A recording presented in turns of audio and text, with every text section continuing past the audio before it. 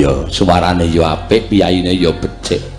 Becik yo nek nandang Jawa ngene iki nek kowe nang omahe wah wis ora kalap. Iya. Ya tetep cantik. Cantik apa? Nganggo ndrok, ngangka luwuk kae. Terus jegang nang korsine iki udut 76. Masa udute Ngenteni anak buahe do laporan. padake apa iki? Padake apa? Ayo juragan kok. Juragan apa? Juragan apa nek geblek ya kena kulon progo kondang gebleke. Nek geblek iki ora nganggo udut iki. Ayo nek juragan iki mesti jegang karo ul. Oh terus anak buahmu teko, "Bu, niki gebleke payu sekawan." Ya. Kowe 2000. Nah, kuwi ayo juragan iki ngono kuwi. Heeh.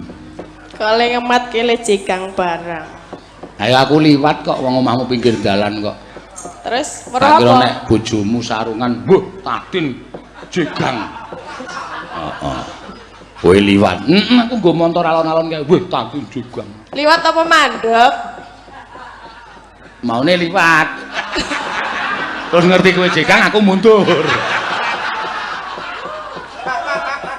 Yo nglegake. Kowe ora ero ta kowe?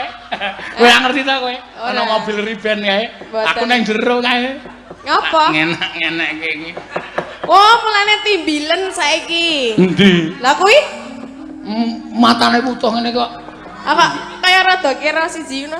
Ha iki nek aku nek kesel ki mataku can kira siji. Iki pancen moto sing Oh, kaya gareng.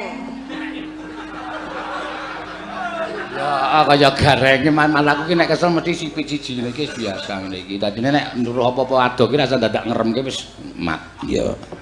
Mulane aja sok nginjen. Aku ora tau nginjen. Aku nembung kok. Ora tau nginjen. Nginjen ki dosa mbalak awlung. Nek ndeloki. Nah. Mangga, ya. Lamat wos katon tejane